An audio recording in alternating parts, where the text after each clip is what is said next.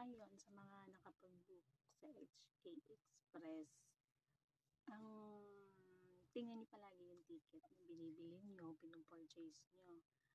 Kapag ang ticket niyo po is light, ibig sabihin meron kayong hand carry na 7 kilo plus personal bag, bali dalawa. So, pwede kayo magdala ng maleta na pang hand carry. Pero kapag ang ticket nyo na nakuha is ultra light, ang bagahe nyo lang doon, ang free lang po doon is yung personal bag na 7 kilo, as in isang bag lang kailangan mong dalhin.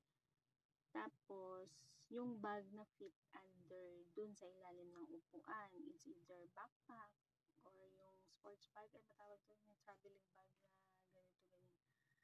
Yung mga ganon. Yun lang yung allowed pagka ultralight. Tapos, kapag sa third party app mo siya na book yung ticket, wala siyang 7 kilo na free na hand carry. Kundi, personal bag lang siya na 7 kilos din. Yung fit lang din talaga siya under the seat. So, kailangan yung tingnan lagi ang inyong ticket na binibili para pagdating sa airport, hindi kayo nagagalit. So, ayun, yung hindi kayo nagagalit dun sa airport, hindi kayo nagwawala. Nung nakaraan, may nakasabay ako, Manila to Hong Kong. So, yung ticket niya na nabili, pang personal bag lang. Ngayon, may dala siyang maleta, tapos nag-read siya, alam yung ganon. So, sana anuhin natin, ugaliin natin, basahin kung ano yung nandyan sa ticket.